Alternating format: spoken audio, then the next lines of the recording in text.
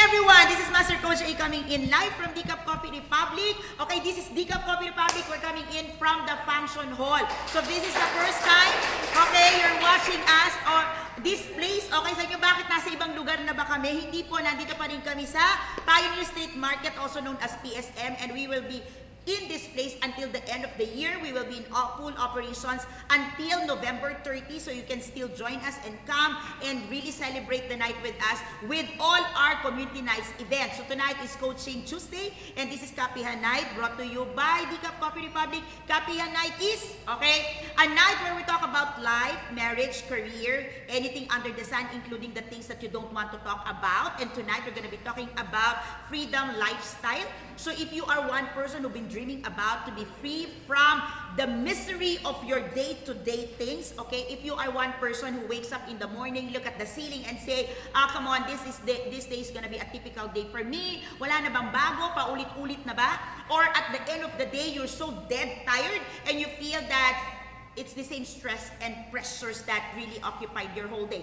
If that is you and you want a change and you've been dreaming of to live that freedom lifestyle, tonight I'm gonna dive into that and really dive into the understanding what is freedom lifestyle. Tonight we're coming in from the function hall simply because, okay, we've got some limitations in the air conditioning dun sa main hall, okay, dun sa aming dining area. But if you are a diners, okay, kanina may diners na nag-message, sabi niya ganun, bakit wala? Hindi ko nga alam bakit alam niyang wala kami. So kung umakyat po kayo at nakita niyong wala kami, nandito po kami sa function hall.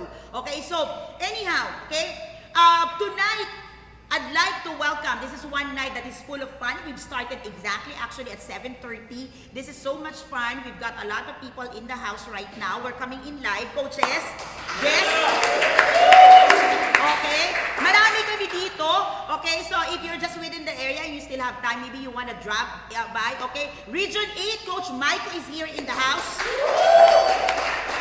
Okay, and yung mga nagtatanong, okay, bakit hindi po kami nagpapan ng camera? Of course, obviously, lagi namin sinasabi na hindi po kami nagpapan ng camera for privacy. Pero syempre, kung katulad ni Coach Mix na nakikita ang lakas ng boses, alam na alam mong nandito siya, okay? So, siguro naman, artista naman siya, so okay lang. Coach Romel is back in the house. Masaya lang ako. Love you, Coach Romel. Okay, so, this is one night, okay, that I would really encourage you to share. Okay, we've started the night talking about talents. Okay, we talk about talents and skills.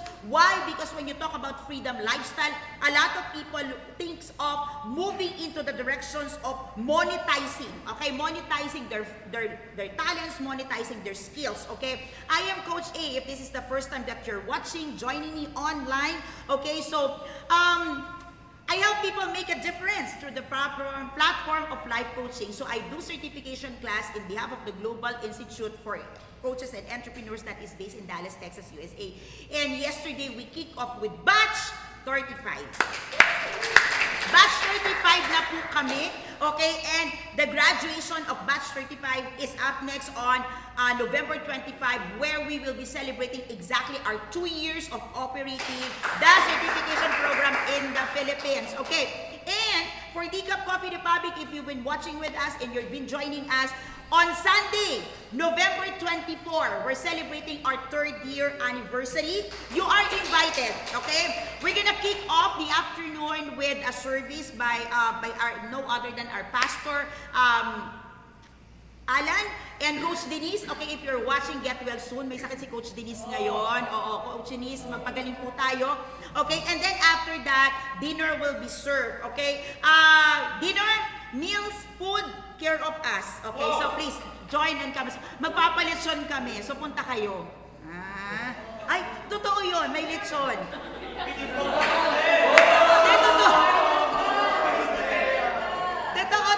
Yeah, we'll have dinner. Okay, of course, if you want to come, bless us with food, okay, any food, okay, kind or whatever, we will welcome it, okay, we will ask PSM for approval for you to bring in some blessings. But if you will just come and you will just give us with your presence, please come and join dinner with us. This is going to be our 3rd year anniversary, the last for PSM before we move finally to our new home in saan? Pioneer Center. Okay, so magandang gabi po sa inyong lahat. And again, okay, I'd like really to invite you to join that anniversary celebrations, okay? For the last 2 anniversaries, we've never had the opportunity to invite you, okay? Hindi masyadong maganda yung last 2 years namin, okay? We've been going through a lot during those times. Medyo silent na yung aming celebration. So this is the celebration. Last year, we invited people, but medyo yung feeling hindi pa ganun kaganda. We were remembering the last visit of my father in the place. But this time, personally, I really like to invite you and join me as we celebrate life as we turn 3rd year. Okay ba yun? Yeah! Alright, wonderful.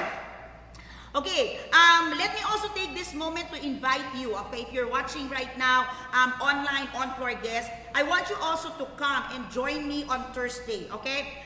2 things on Thursday. For those of you, if you are a certified life coach, a practicing coach, or maybe you just get certified online by any other institution, I'm doing a coaching role-playing, and that is open to all coaches. Even if you are not certified by our institute, please come over on Thursday. That's gonna be between 2 to 6 p.m.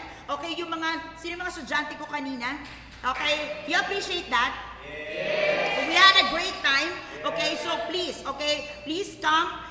Join us on Thursday for the rerun. Okay, I'm so excited. Okay, trust me, you're not gonna find the strategies in the internet. So wag mong sabihin, i-google ko na lang yan. Hindi mo siya mag-google. Okay, so I've spent a couple of times really, great time and investment for that, and I think it's working. Tama ba? It's working. Yeah. So sa mga umattend kanina, so coaches, please come.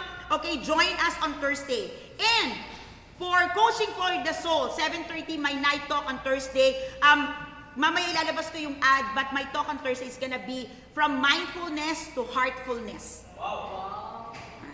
Okay, so from the mind to the heart. Okay, so that's gonna be my topic on Thursday. So book. Okay, on Saturday. So normally you don't hear me do an advertisement or a lot of things that I do, but this week kasi for some reason binak-to-back ko to mula Lunes from the career to until sa susunod na Monday. This is 1 week that I really want to serve Decaf Coffee Republic, to all our directors, to all our crew and staff who've been really working very hard, especially when I'm away to do certification class outside of Manila. Maraming salamat. So this week is really my moment to serve my company. So please join me. Okay ba yun? Alright, so another thing that I do is I really help people to monetize their talent and live their desired lifestyle. So when you talk about freedom lifestyle, this is one thing that I'm very, very passionate to talk about. So I hope tonight is the night that you will learn a lot. Okay, we've been talking about talents, we've been talking about skills offline. So if you can do me just really great favor tonight, okay? Please, okay, do share this in your Facebook timeline, in your groups, but really please be interactive. Or I'm also online, so the reason why I have my laptop here, I'm also online, so if you want to message me online and there are things that you want to ask, let me try to do some multitasking tonight. I miss doing this, so you can message me, okay? So normally kasi you do the message after that I go online, but now you can message me, I'm online, Adet Purto po. Alright, so let's begin. Ready? Are you ready? Yes. Alright.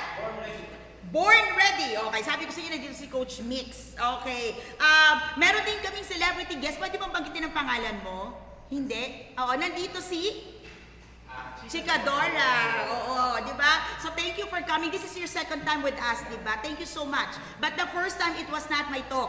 May nag-talk, di ba, in my behalf. Thank you so much for coming. Alright, go! By the way, okay, one of the broadcaster also si Ate Aida, okay, I had a live sa kanya last Tuesday, and I will be, last Thursday, and I will be doing another rerun ngayong Thursday, okay. So, remember Aida, the broadcaster who joined us dito last time, from TV5 also, so we've done that. Okay, so, when you talk about freedom lifestyle, what comes to your mind? When you talk about freedom lifestyle, you want to live a life wherein you can monetize your talent, you can leverage on your skill sets, all right? And technically, you're thinking, time is under my control. Tama, mali? Tama. Talaga si Coach Mix lang ang sumasagot. Sana sagutin din ako ng iba. Ay, no.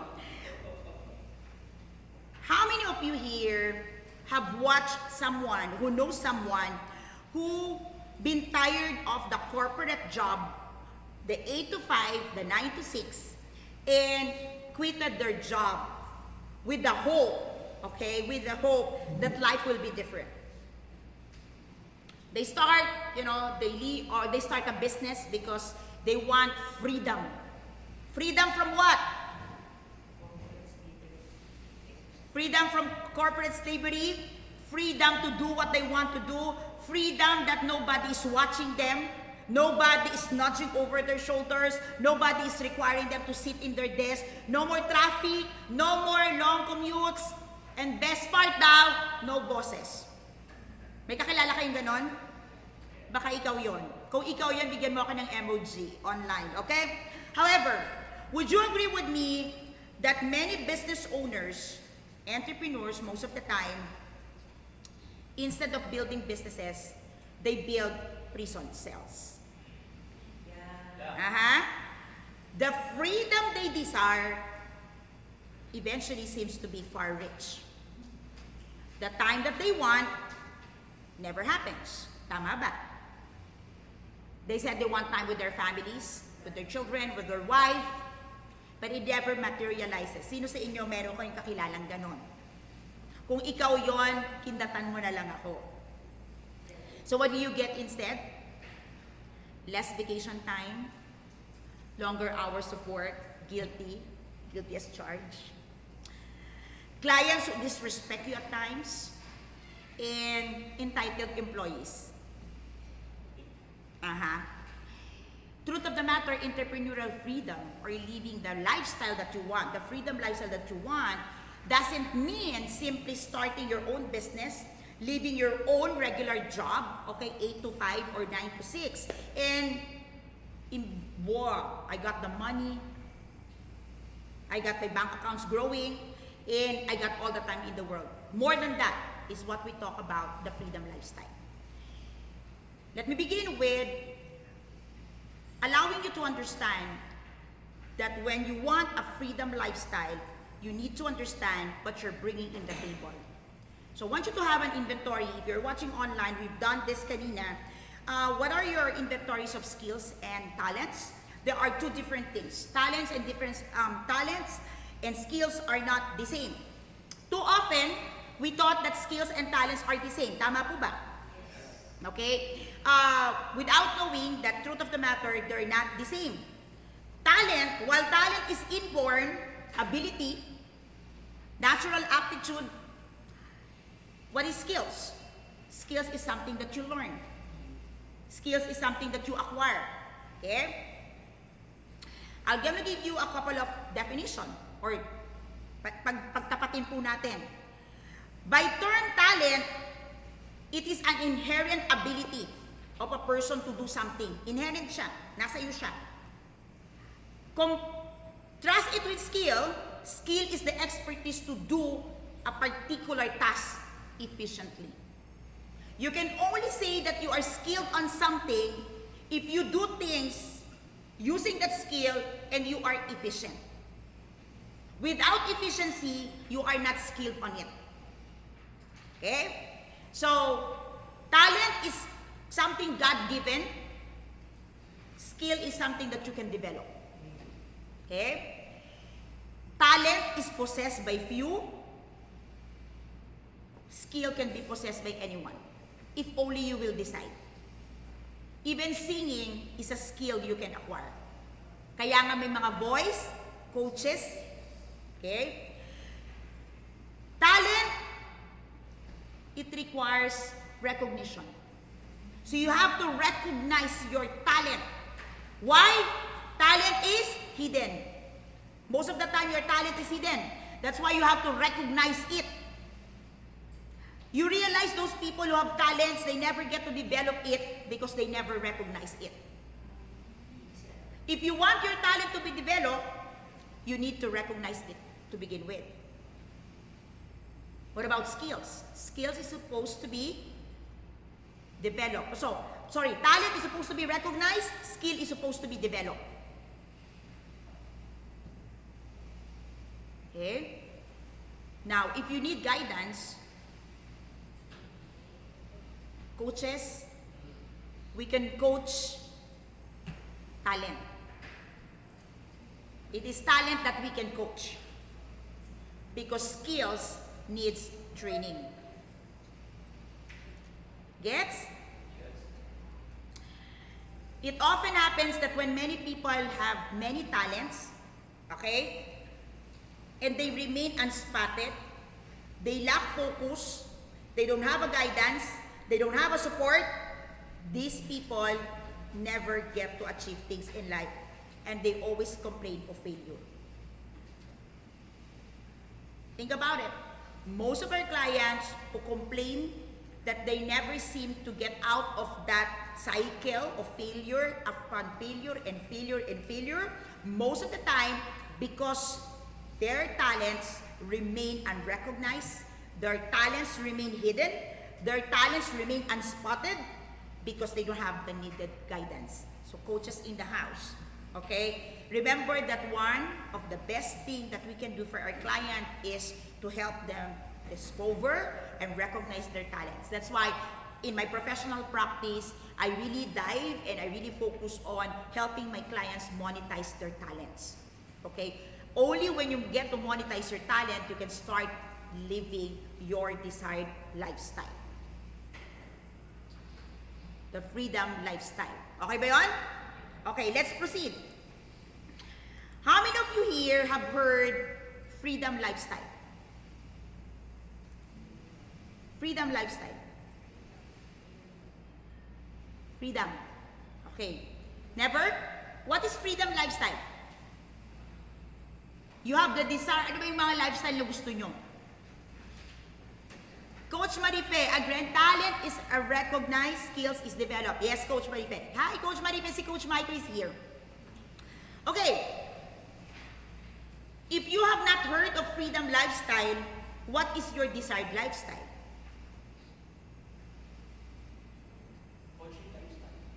Ay, pumuposisyon tayo, Coach, ah. Come on now. Think about it. Okay?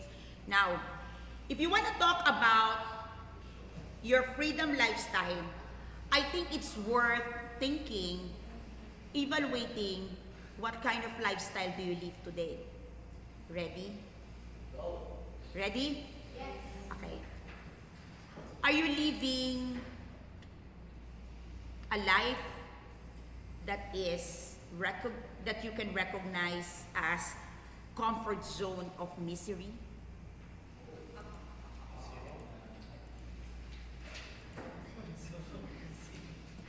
There is comfort in misery. Think about it. How many things in your life today you don't like, you don't agree, but you tolerate and you seem to enjoy because it's comfortable to you? Tan tararan. Connecting. How many of you still stay in a job that you hate with a boss you don't want to say, your boss? Alam mo yung gano'n, yung hindi ko tanggapin siya yung boss ko. Diba? But you're still there. Connecting. How many of you live in quiet desperation for change, but you remain to be there? Yes? What is quiet desperation? Quiet desperation is living in a comfort zone of misery. No passion, no excitement, and yes, we live in that state because it's very comfortable to us. Because we cling to stability instead of reaching for greatness. Connecting, clinging to stability instead of reaching for greatness, putting off our dreams, our visions, our goals, because we desire to protect aggressively our status quo. Okay na ako sa sweldo ko, okay na ako sa title ko, hayaan mo na yung greatness na yan. Stable na ako eh. I wanna quote Tony Robbins. I'm sure he's very familiar. You're familiar with him. I like what he said. Change happens when the pain of staying the same is greater than the pain of change. Let me repeat that. Change will only happen if the pain of staying the same is now greater than the pain of change. All change will require you some pain, some discomfort. And Tony Robbins said, you will only look into change if the pain of staying is now greater than the pain of change. Fiery, Coach Fiery, I miss you too. That is why it's called comfort zone. This is the quiet desperation of status quo. And how many of us live in this very dangerous zone? Many of us live in this zone for years. Some of us have witnessed people who died in their comfort zone but very miserable because they never lived the life that they want to live. Am I connecting? Can you just give me a smile, people on floor? Tapikin mo lang yung katabi mo, sabihin mo, number 1 pa lang siya. Number 1 pa lang siya. Oo. Alright. Would you like to check your freedom index? Wow. May freedom index ako. Gusto nyo bang itest? Tingnan nga natin kung kayo ay malaya o kayo ay nakakulong sa mga lifestyle na ayaw nyo. Ready? Talent talaga, sabi ko sa inyo eh. Okay. Check. Sulat mo kung check ka dito. My days are filled with the things I want to do versus things I am compelled to do. Your days are filled with things you want to do or you are compelled to do. You want to do or compelled to do? What do you have? Sige, sagot lang. Ilan? In a percentage, in 100%, how many of the things that you do every day you want to do versus you are compelled to do? Number 2. What about your health and fitness? Health and fitness, is it excellent or suffering dangerously? You know why it's suffering dangerously? Because you know you need to see a doctor, you need to slow down, you need to change your diet, you need to do some exercise, and you can't. You want. Sabi ko po sa inyo, we're coming in live. Naririnig po ninyo mga comments.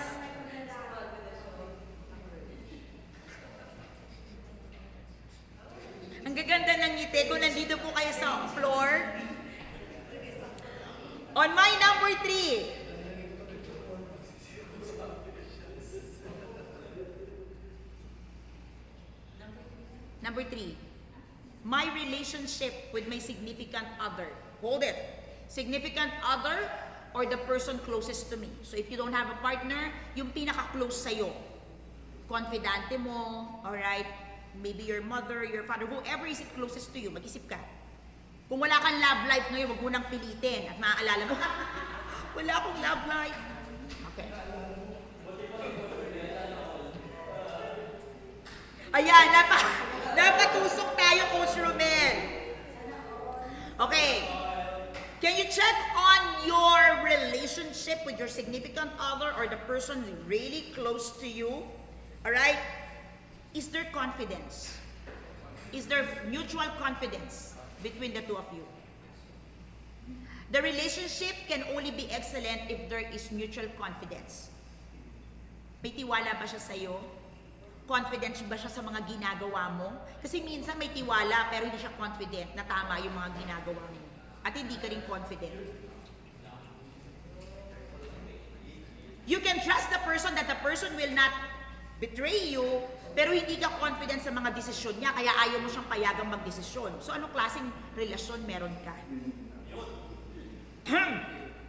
Connecting, Coach? Nakuha mo, Coach Ed? Coach, mahal ko siya, pero hindi kasi maayos magdesisyon yan. Oh, bakit mo papakasalan? Hindi yun para kay Coach Ed, para sa inyong lahat. Kayo naman! Uy, mahal ko yan si Coach Ed.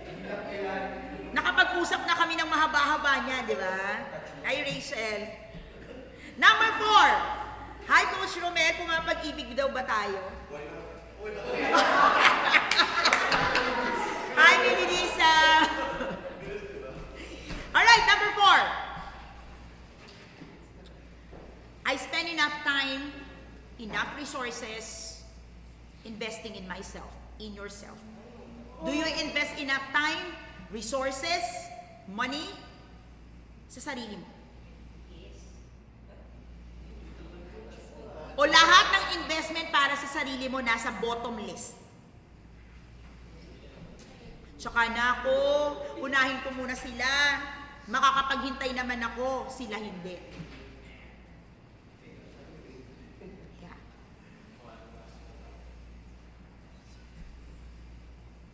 Number 5. Do you feel fulfilled every single day or only on weekends or on day off?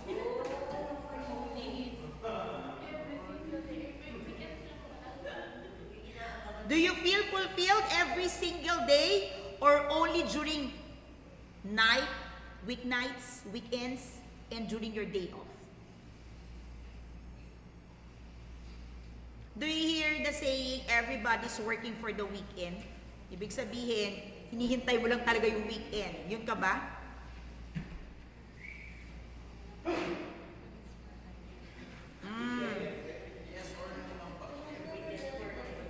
Yes or no, and it allows you to think. Are you living a freedom lifestyle or you're living a prison cell?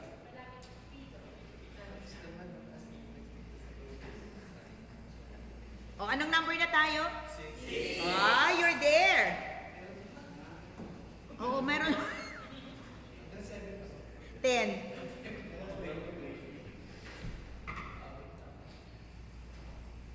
Do you have the freedom to travel with your family, visit a place, go to somewhere, not out of obligation, not out of work, but simply because you want to go?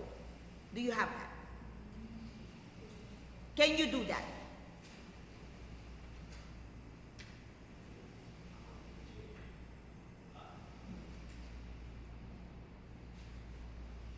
On number 7, do you have a clearly defined vision for your life?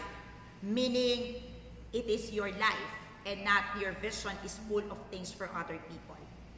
Do you have a vision for yourself? Real thing, ikaw, may vision ka ba para sa sarili mo?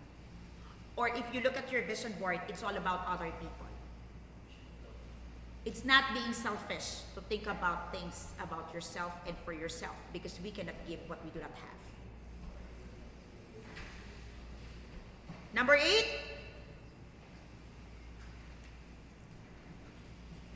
go back to your significant others or the significant relationship that you have. Can you spend a night or two per month of uninterrupted moment? Uninterrupted moment. Yung pwede ba kayo magkwentuhan na walang gagalaw, walang manggugulo, walang mambubuisit? Can you do that? Can you put down the phone for the person, for that person? Can you put down your gadgets? Can you put off the office, the business, for that person, for that relationship?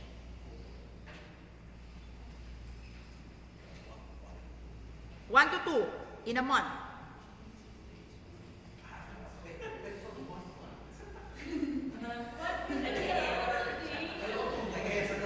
Nag-error. Thank you, Coach Sean.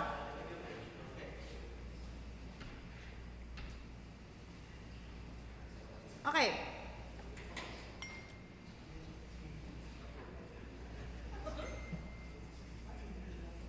The average lifespan, the average lifespan of a human, okay, in the United States, hindi ko alam sa Philippines, research says it's 78 years, the average, okay? So that one is about 683,280 hours, okay? If you just spend half of that in the job that you do today, do you feel fulfilled or do you feel horrible? 683,280 hours. Half that is 300,000 hours. Think about it. Can you spend in that job and you feel fulfilled or miserable? Miserable.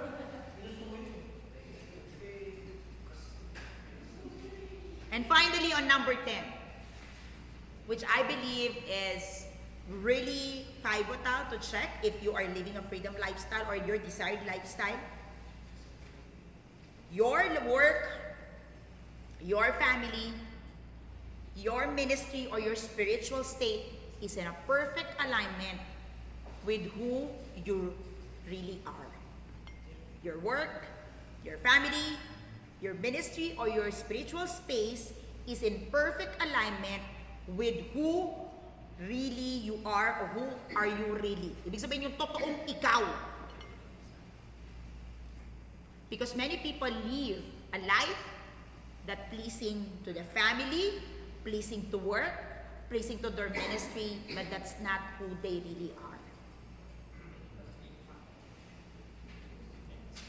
Sabi nila, many people live daw as mystical person to the very people, to the very community they love. So are you living a mystical life? Meron palang ganon. Are you living a mystical life?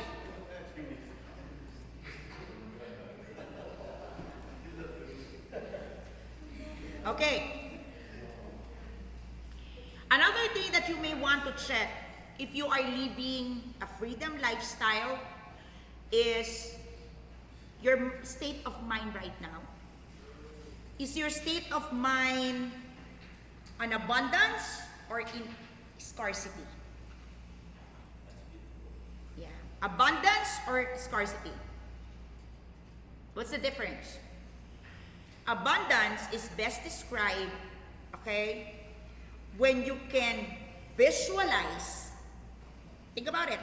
Abundance mindset or state is when you can visualize and feel an achievement that you truly desire as if it is already right here and you know that it will be happening on a speed of a time.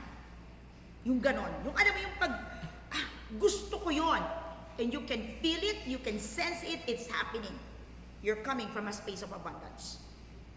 Or whenever you need something, you want something, you desire something, you're coming from a space wherein, matagal pa yan. Mag-iipon pa ako, hihintayin ko pa.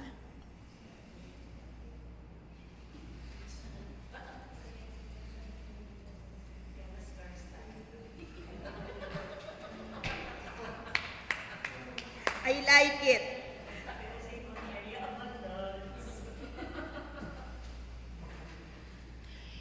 An abundance mindset is you live a life where you believe that everything is in abundance. Meaning you don't have to compete, you don't have to kill other people, you don't have to step on other people's life, you don't have to steal, you don't have to covet, you don't have to be envious, and you don't even have to backstab anyone because everything is in abundance.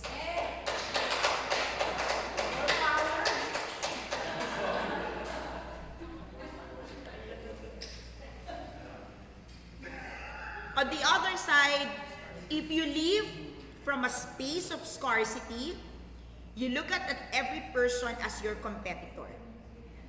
You look at every opportunity as one and the last, and forever nothing but that opportunity. Are you, remember my talk about SOS? The people who are always lured with SOS are coming normally from a space of scarcity. Because when you look at that one as shining, you grab it because that might be the last shining object that you will meet in your lifetime. But if you are coming from a space of abundance, you believe that everybody shines, everything shines. So what's the rush? Yeah. You will only grab on the gold that you see if you believe that is the only gold. But if you know that everything is gold, no point of grabbing it. So what kind of life do you live? From what space do you operate? Abundance or scarcity? Next. If you're talking about freedom, lifestyle, or desired lifestyle, do you know that it takes more than freedom? Do you know that it takes more than freedom? Or to you, when you get the freedom, that's all it takes, and that's it, the end. Because if you are desiring to live a freedom lifestyle, you would know that freedom will just be the beginning and not the end. I have to quit this job and everything will be okay. I have to run away from this and I'm gonna live happily ever after. Para yung mga nagpapakasal.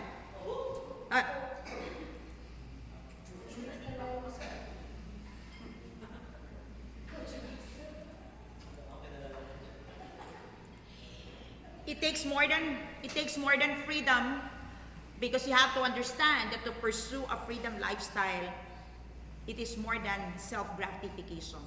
Because normally when you live a freedom lifestyle, you don't get to gratify and fulfill everything that you want. You have to make valuable choices. And instant gratification will just be a pleasure of the moment, but it will not be permanent. And most of the time, your instant gratification gives you permanent pain and suffering. Oh my gosh. Can you connect? So what does it take? What does it take to live a freedom lifestyle? What does it take? Knowing your purpose, living a moral life, and living a life of significance.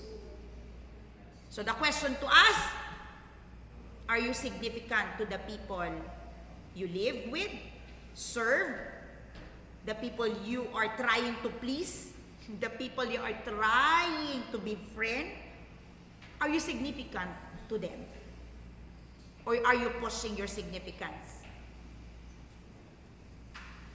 Nasaang tribe ka ba? Yung importante ka o nagpapa-importante ka?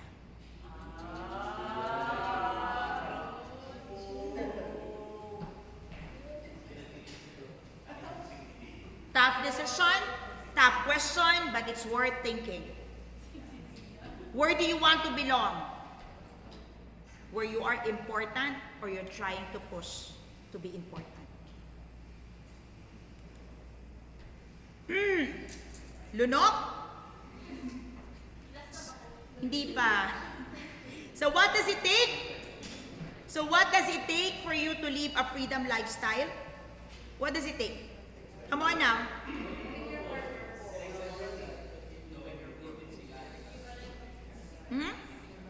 Sige, ano?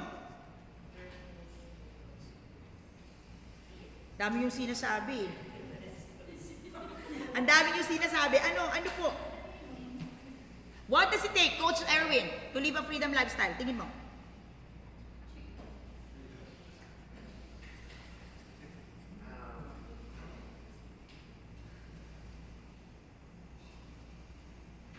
Nawala si coach. Oh. What does it take to live a freedom lifestyle? Knowing your purpose. Ano sabi niyo? Living? Ano pa? Maganda yun, coach.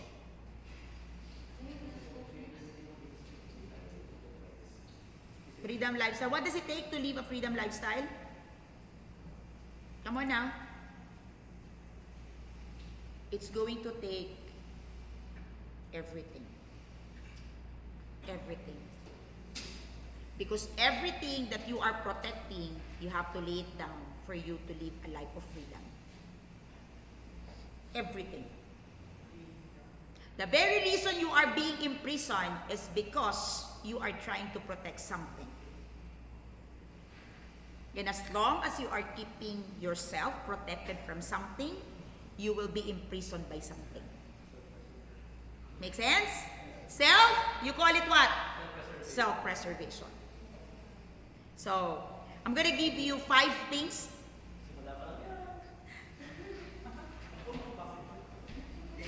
I'm gonna give you 5 things to keep in place if you want to really move into the power, okay, the power of freedom lifestyle. Ready?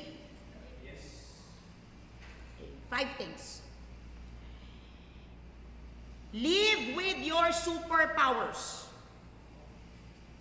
Amplify your strength, your true strengths, and just manage your weaknesses. What are strengths? What are strengths? Come on. Talk to me, what is strength?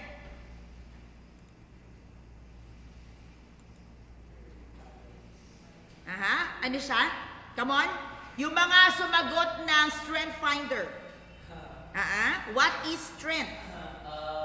Come on. Ano siya, coach? Talent siya na enhance, detrain, or pinapis. Okay.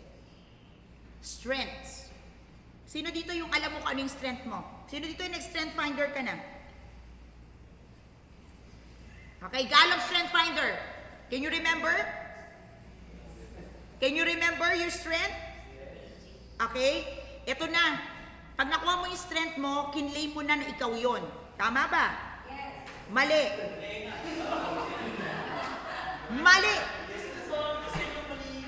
Mali. Maling-mali.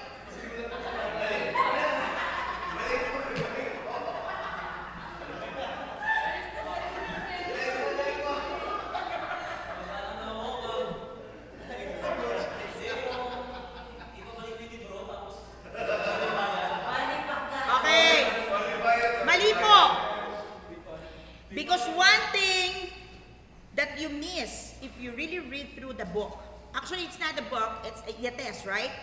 So, mine is strategic learner, responsibility activator is maximizer. That's my 5 teams. Remember, they call it teams. You know what is strength? Operate on your strength. That's your superpower. So what is strength? Alam niyo kung anong strength? Your talent multiplied by your investment of time and money. Yun ang strength. What is talent? What is your talent or talents where you put an investment of time and money? Yun ang strength. So kung wala kang ini-invest na time and money, wala kang strength.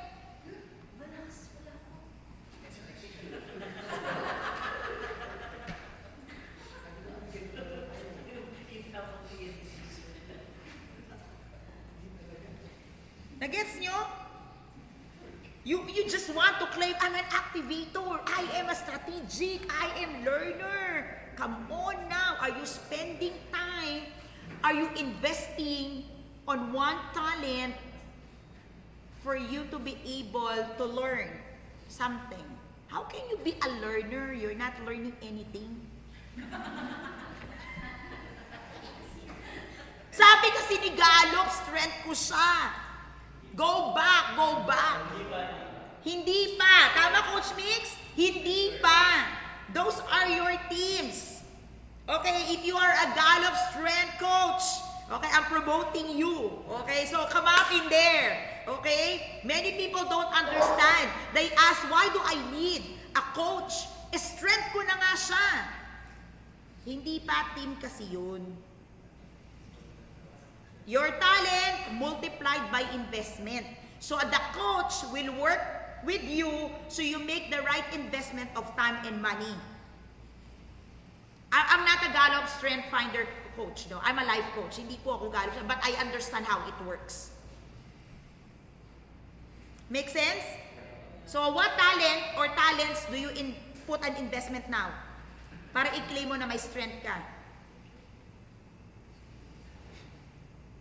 The very reason why we have DCAP is because I want to put an investment to my strength, okay, of being strategic. So I started working with people who have no knowledge, no experience in business. And I want to try my strategy on putting up and building up people from scratch or scrap. That's the reason why. Because I want to put that strength on being a strategist. Yeah. I've been doing a lot of strategy for many companies and I want to try it with my own company. And my number one strength is being a strategist. So I put it that. That's why we have DCAP and we're celebrating 3 years. Yun po yun. Diba? Learner. Okay? My strength, okay, is a learner. So I'm putting a lot of investment on courses. Because I know the principle. Talent times investment becomes my strength. That's why I'm also teaching that you are the wealth. Ikaw yung wealth na kino-convert lang nating pera. Ikaw yung wealth. Kasi nga, your talent times investment, you are the wealth. Am I making sense? Yes. Tama po ba?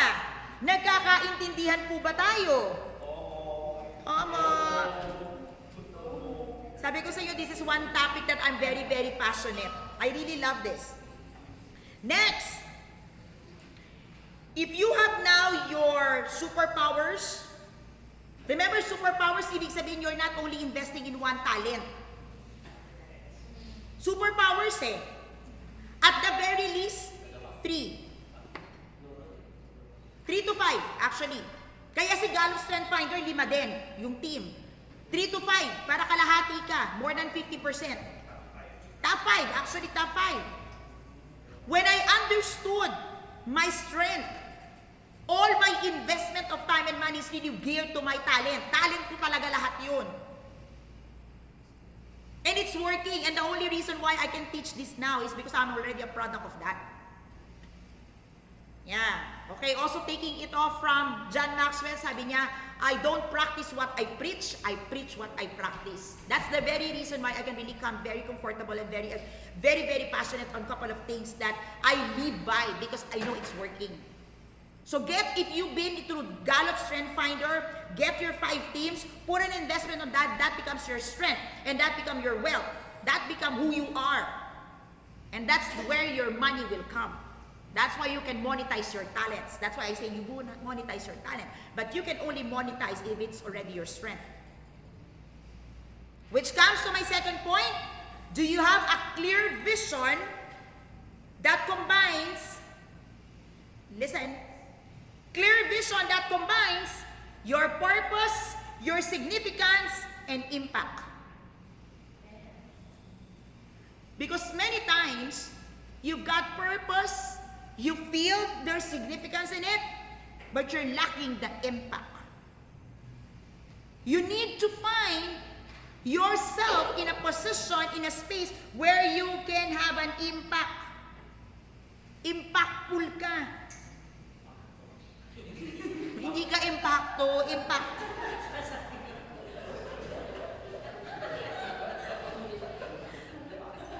Impact. Ako ba to? Kayo talaga. Yeah.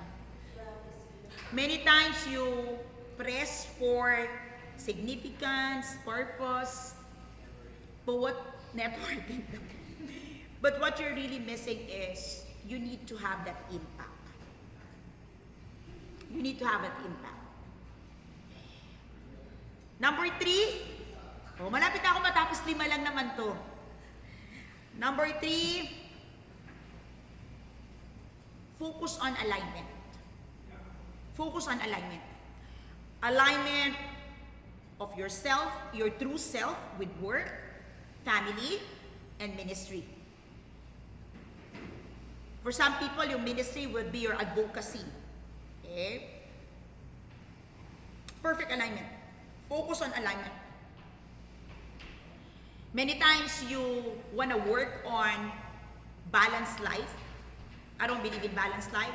I believe in harmonious life, and harmonious life comes from alignment. There must be an alignment in the things that you do. Now, on my number 4 is, you want to live a freedom lifestyle, you're supposed to be able to master reverse engineering. Reverse engineering. Ano yung reverse engineering?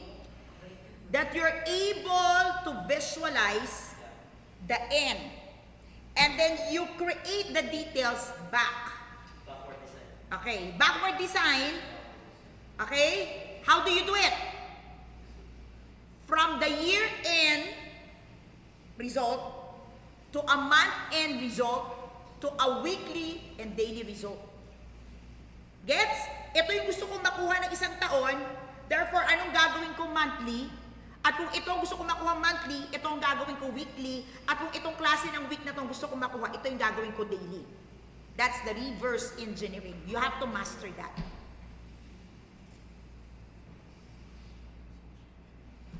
And the final thought, which is to me non-negotiable, is this. Live in the flow. F-L-O-W. Flow. Live in the flow. Okay? Are you bringing all the things together in such a way that you are flowing and not grinding every single day?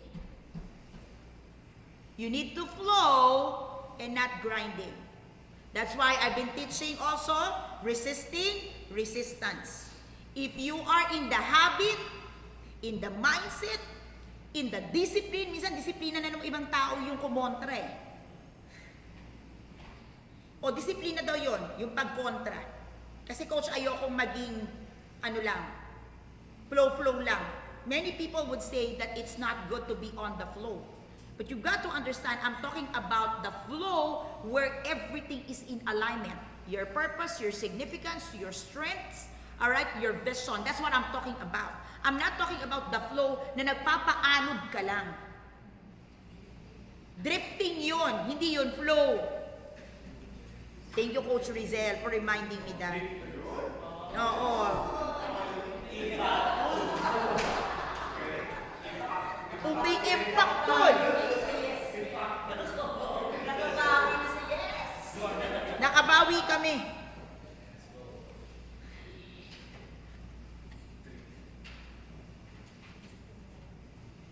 I don't know about you if freedom lifestyle is what you want.